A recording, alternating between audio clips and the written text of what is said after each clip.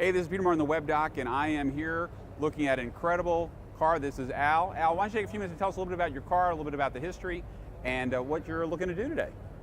Well, I retired in 2008 as a surgeon and went to my local Ford dealer, who I had purchased my first Mustang from in 1965, and happened to see this car on the showroom floor. It had been recently painted by Michael LaValle from California, who was one of the most famous people in the world for painting cars with flames. They had already put the saline blower on it, and the price of the car was $53,000.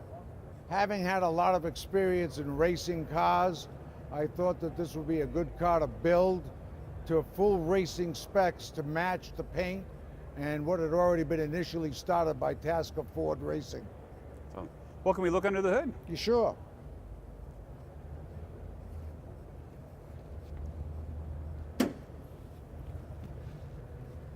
Now, tell us a little bit about the engine and the horsepower. This is the saline blower. You can't see the rest of the pieces, but this car now makes 540 horsepower to the engine and 490 horsepower to the rear wheels. It's the horsepower to the rear wheels that's more important than what it makes at the crankshaft. Okay. And tell us a little bit about the suspension. We noticed we've got some pretty stiff suspension. Yeah, what happened with the suspension was that these cars were sprung very soft. And once you start making suspension changes, you have to go all the way. So I went and looked up in the Mopar Ford Racing Division all the suspension options that they used on their race car.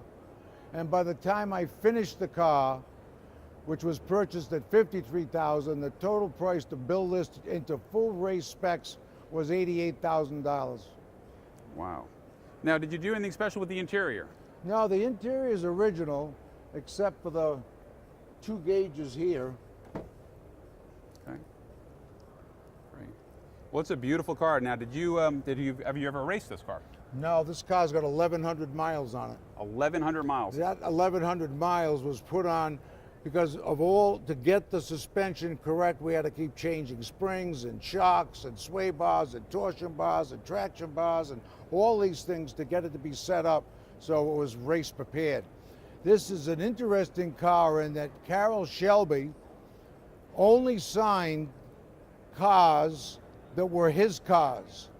But when he saw this car at Custom Ford at a car show, he has signed the right visor of this car, says Carroll Shelby on it. I think the visors may be worth more than the car.